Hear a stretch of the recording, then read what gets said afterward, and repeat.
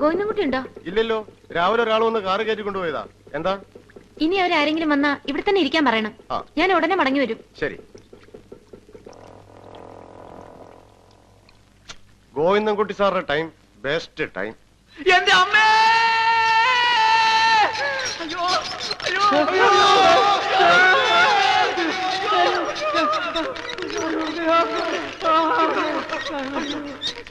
അയ്യോ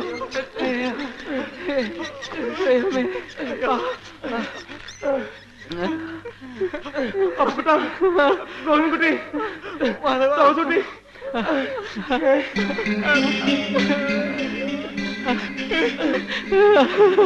ആരെങ്കിലും വരുന്നതിനും നമുക്ക് ഇവിടുന്ന് വേഗം.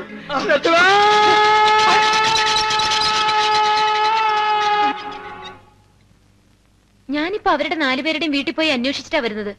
അവരവിടെ എങ്ങുമില്ല.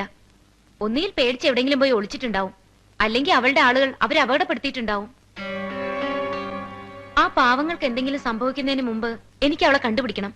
എന്റെ ഏട്ടന്റെ ആ കാമുകിയെ. എന്റെ മോളെ കാമുകയില്ല, ഒന്നുമില്ല.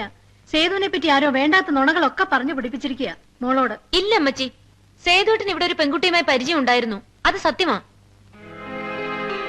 സേതുവേട്ടന്റെ ലൈബ്രറിയിലെ മെമ്പർഷിപ്പ് കാർഡ് ഞാൻ കണ്ടു. അതിൽ ഏട്ടനെ ലൈബ്രറി ചേർത്തിരിക്കുന്നത് അവളാ, ഒരു ആനി ഫിലിപ്പ്. അവളെ കാണാൻ വേണ്ടിയാ സേതുവേട്ടൻ ലൈബ്രറിയിൽ ചേർന്നത്. അവിടെ വെച്ചാ അവര് തമ്മിൽ കണ്ടിരുന്നതും സംസാരിച്ചിരുന്നതും. ഈ കഥകളൊക്കെ കേട്ടപ്പോ ആദ്യം ഞാനും വിശ്വസിച്ചില്ല അമ്മച്ചി. പക്ഷെ ഇപ്പോ ഏട്ടനെ പറ്റി കൂടുതൽ അറിയാൻ തുടങ്ങിയപ്പോ അവര് പറഞ്ഞതൊക്കെ സത്യമാകാനാണ് വഴി. ഇല്ല മോളെ, അങ്ങനെയൊന്നും ഉണ്ടാവില്ല. ഉണ്ടായിരുന്നെങ്കിൽ സേതു അതൊന്നും എന്നോട് മറച്ചു വെക്കില്ല. എങ്കിൽ അമ്മച്ചി അറിയാത്ത ഒരുപാട് സത്യങ്ങളും സംഭവങ്ങളും ഇനിയുണ്ട്. ഏട്ടൻ അതൊക്കെ അമ്മച്ചിയിൽ നിന്ന് മറച്ചു വെച്ചത് എന്തിനാണെന്ന് എനിക്കിപ്പോഴും അറിഞ്ഞൂടാ. അമ്മച്ചിക്ക് തരാൻ സേതുവേട്ടന്റെ കയ്യിൽ ഒരു സമ്മാനം ഉണ്ടായിരുന്നു, ആൻഡ്രൂസ് കൊടുത്തുവിട്ട സമ്മാനം. ആ സമ്മാനം അമ്മച്ചിയെ ഏൽപ്പിക്കാതെയാ ഏട്ടൻ ഇവിടുന്ന് മടങ്ങിയത്. ഇനി ഒന്നുകൂടി അറിഞ്ഞോളൂ, ഏട്ടന്റെ ആ ആനി ഇന്ന് പഴയ ആനിയല്ല, ജോസ്ഫൈൻ ആണ്, സിസ്റ്റർ ജോസ്ഫൈൻ.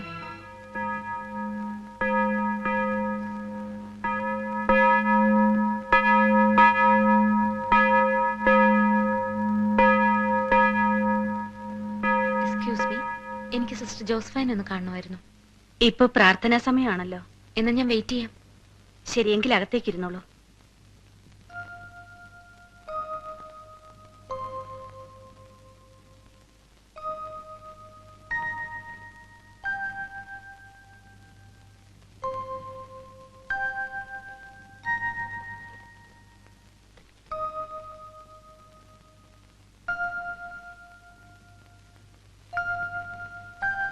ആരാ?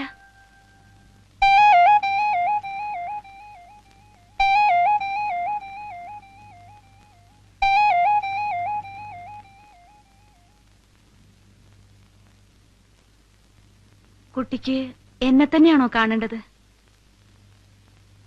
ഞാനാ സിസ്റ്റർ ജോസ്ഫൈൻ. എന്താ കാര്യം? എനിക്ക് കാണേണ്ടതും സംസാരിക്കേണ്ടതും സിസ്റ്റർ ജോസ്ഫൈനോടല്ല, ആനിയോട്, ആനി ഫിലിപ്പിനോട്. നിൽക്കൂ. 1 വർഷം മുമ്പ് ഈ ആനി ഫിലിപ്പിനെ ജീവന തുല്യം സ്നേഹിച്ചിരുന്ന ഒരു ചെറുപ്പക്കാരനുണ്ടായിരുന്നു, ഒരു സേതുമാധവൻ. ഞാനാ സേതുമാധവന്റെ സിസ്റ്ററാ, പേര് മായ. ചെയ്തു പോയ തെറ്റിനുള്ള പ്രായശ്ചിത്തമാണോ ഈ സന്യാസം? ഇനിയിപ്പോ ഇവിടെയല്ല, എവിടെ പോയി ഒളിച്ചാലും ശരി, എത്ര പുണ്യം ചെയ്താലും ശരി, നിങ്ങളുടെ മനസ്സിന് ഒരിക്കലും സമാധാനം കിട്ടാൻ പോണില്ല. അത്രയ്ക്ക് ദ്രോഹമാ നിങ്ങൾ എന്റെ ഏട്ടനോട് ചെയ്തത്. എന്റെ സേതുവേട്ടൻ ആത്മഹത്യ ചെയ്തത് നിങ്ങൾ കാരണമാ, നിങ്ങൾ മാത്രമാ അതിന് ഉത്തരവാദി. മായയോട് ഈ അസംബന്ധമൊക്കെ ആരാ പറഞ്ഞത്?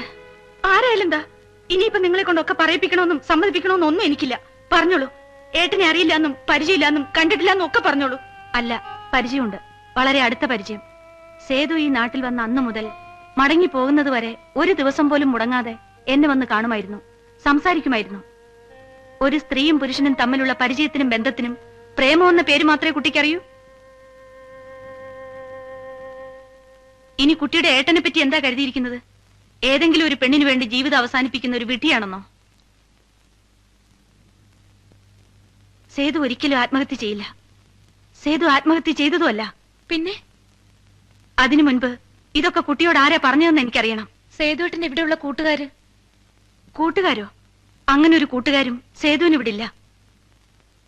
സേതുവിന് ഈ നാട്ടിലുണ്ടായിരുന്ന ഒരേ ഒരു കൂട്ടുകാരൻ ആൻഡ്രൂസ് ആണ്. ആ ആൻഡ്രൂസ് ഇനി മടങ്ങി വരില്ല എന്ന് കുട്ടിക്കറിയാമോ? പാവം അമ്മച്ചി ഇന്നും ആൻഡ്രൂസിന് വേണ്ടി കാത്തിരിക്കുക. ആ മകന്റെ സമ്പാദ്യങ്ങളും കെട്ടിപ്പറക്കി മരണം അറിയിക്കാൻ വന്നു കയറിയതാണ് സേതു ഇവിടെ.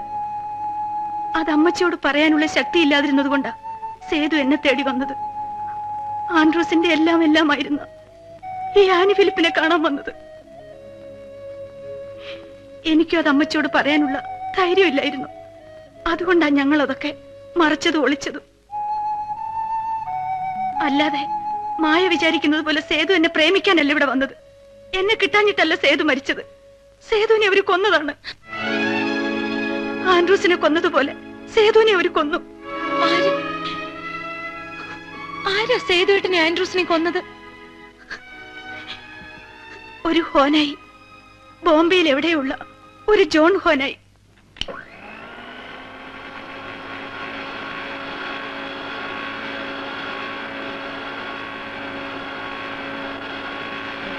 എനിക്കൊന്നും അറിഞ്ഞൂടാ, എനിക്ക് ആരും അറിഞ്ഞൂടാ, എനിക്ക് സേതുവിനെ അറിഞ്ഞൂടാ. ഞാൻ സത്യമാണ് പറയണത്. എന്നെ ഒന്നും ചെയ്യരുത്. അയ്യോ അയ്യോ അയ്യോ, എനിക്ക് ആരും അറിഞ്ഞൂടാ. അയ്യോ സത്യമാണ്. അയ്യോ അയ്യോ അയ്യോ അയ്യോ അയ്യോ അയ്യോ.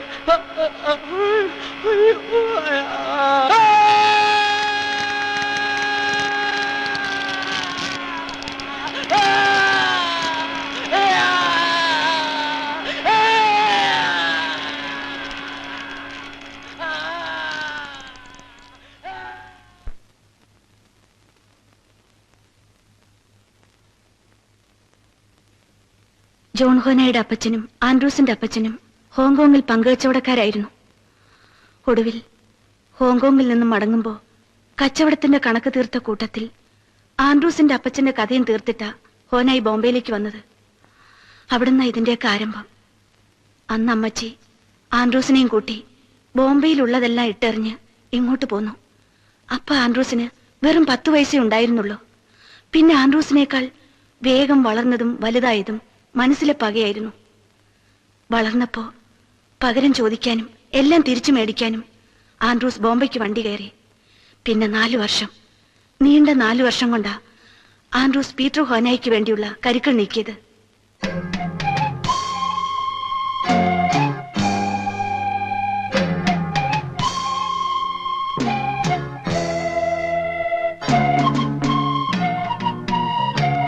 ബോംബെയിൽ ഹോനായിമാരുടെ ശക്തി എന്താണെന്ന് ആൻഡ്രൂസിന് നല്ലോണം അറിയായിരുന്നു. അതുകൊണ്ട് തന്നെ ബോംബെയിലെ മറ്റു വ്യാപാരികളെയും പീറ്റർ ഹോനായും തമ്മിൽ തെറ്റിക്കുകയാണ് ആൻഡ്രൂസ് ആദ്യം ചെയ്തത്. നെൽക്കക്കള്ളി ഇല്ലാതെ വന്നപ്പോ പീറ്റർ ഹോനായി തന്റെ സമ്പാദ്യങ്ങളും വാരിക്കെട്ടി മകനോടൊപ്പം നാടുവിടാൻ തീരുമാനിച്ചു. ആൻഡ്രൂസ് കണക്ക് കൂട്ടിയതുപോലെ തന്നെ സംഭവിച്ചു. പീറ്റർ ഹോനായും അയാളുടെ മുഴുവൻ സമ്പാദ്യവും ആൻഡ്രൂസിന്റെ കയ്യിൽ തന്നെ വന്നു പെട്ടു.